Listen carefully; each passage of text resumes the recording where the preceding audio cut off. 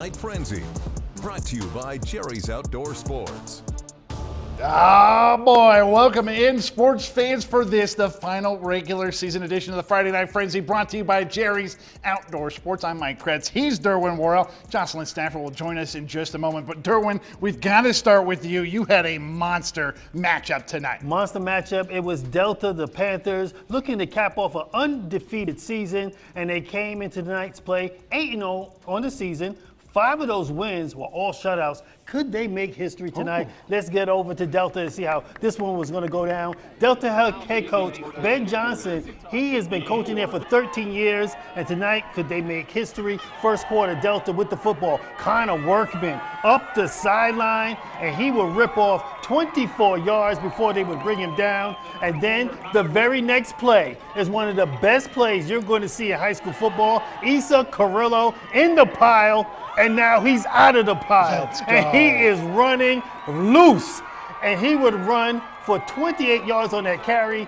2 plays later, Tyree drops back, and he's going to find a wide open receiver, Clay Sandridge, down at the goal line. And then the very next play, Landon Clay, he runs it in. 7-0 Panthers. On the ensuing kickoff, Tay Wheat, the returner, is going to try to field this kickoff here.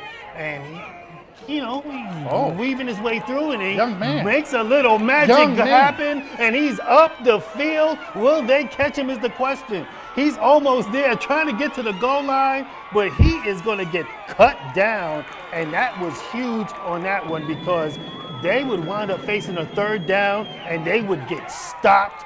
They tried to kick a field goal, and it was no good. Panthers would get the ball back. And this time again, it would be Carrillo, and he is going to be up the field again.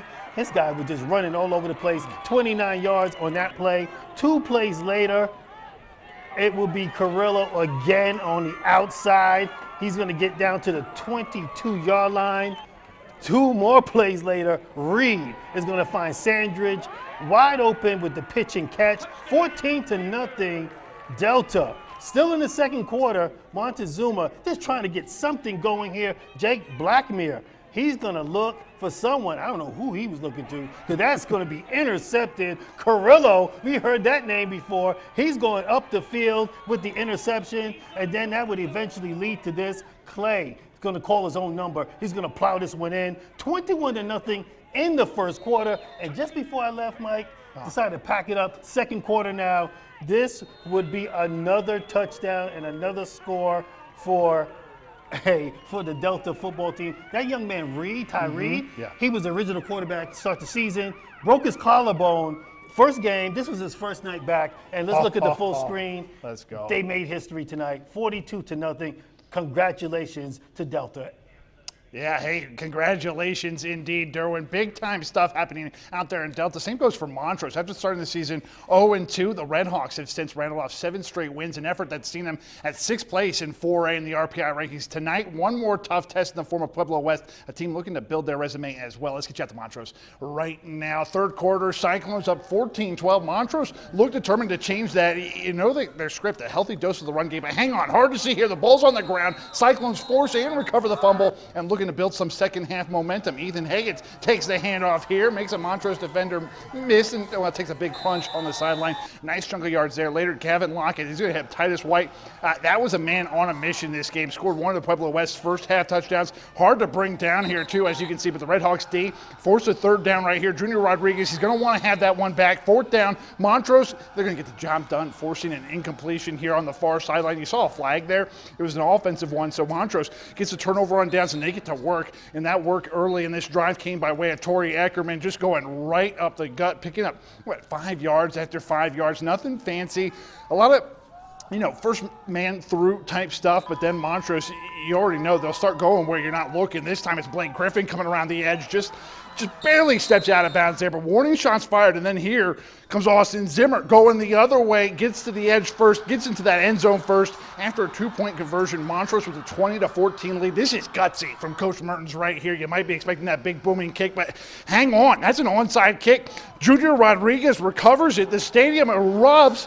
But hang on, after officials meet, they decide it didn't go 10 yards, Cyclones ball, but they can't get anything going, thanks in part to the big arm of the heavyweight champ, Demarion Lopez. Cyclones forced the punt, but you'll see Montrose not able to get anything going here either. They send it right back on a fairly nice punt, but the Cyclones sophomore quarterback, Lockett, he unlocks the defense here, first by using his legs, showing off the speed on that far sideline. Big old chunk of yards there, then coming back this way. His receiver, yeah, he might be getting held up just a little bit. He says no problem.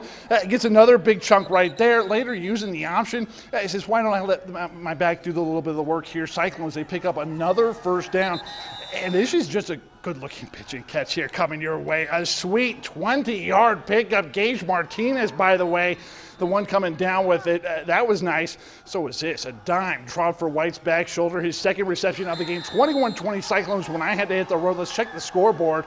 And, yeah, like I thought, missed a heck of a fourth quarter. 35-28 is your final. Montrose, good job. Jocelyn, you're up next.